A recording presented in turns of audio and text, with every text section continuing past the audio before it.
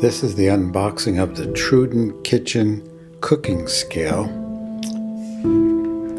It's nice and compact. Here's the specs on the back.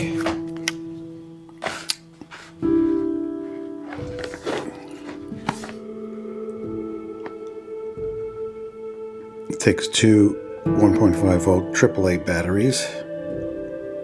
Measures up to 33 pounds. Let's see how it works.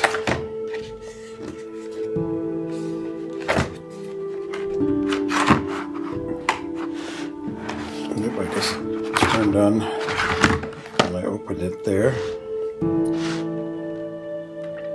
It's about 5.5 by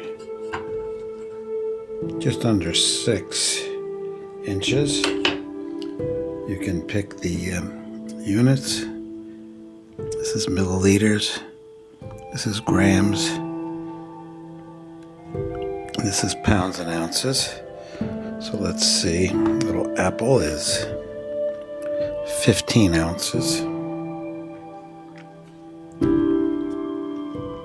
On-off switch. The charging station. Battery area.